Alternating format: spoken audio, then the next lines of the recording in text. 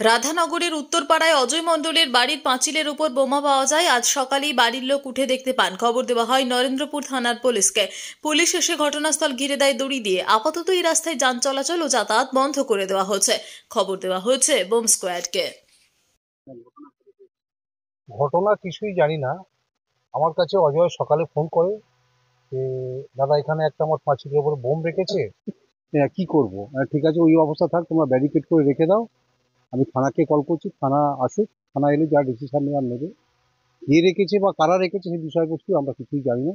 খবরটা পেয়ে আমি পুলিশকে কল করেছি। থানা কি এসছে? হ্যাঁ, থানা এসেছে। থানা আধা ঘন্টার মধ্যেই এসে গেছে। এখন কি করি? এখন পরিস্থিতি, থানা বলছে যে বোম স্কোয়াডকে জানানো হয়েছে, মেডিকেল টিম, ফায়ার ব্রিগেড এলে তবে এটা নিষ্কৃতি করা হবে।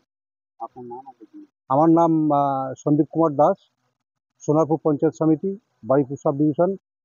আমি সহকারী সভাপতি। বাড়িতে কি ঘটনা ঘটেছে, কি হয়েছে? বাড়িতে আমরা সকালবেলা উঠে দেখছি যে গোয়ালের সামনে একটা পাঁচিলের ওপরে হেভি ধরনের বোম।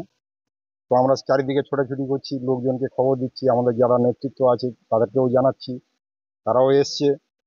এখন এর আগে তো আমার একটা এই যেখানেই বোমটা রেখেছে ওই ঘরে থেকে তালা ভেঙে একটা বড় জার্সি গরু তালা ভেঙে গ্রিল ভেঙে নিয়ে গেছে। তারপরে আবার এই 6 মাসের মধ্যে আবার এই একটা বোম আমার ওপর টার্গেট করেছে যে একে কিভাবে কোনো দিক দিয়ে পেরে উঠছে না, কিভাবে একে জব্দ করা যায়।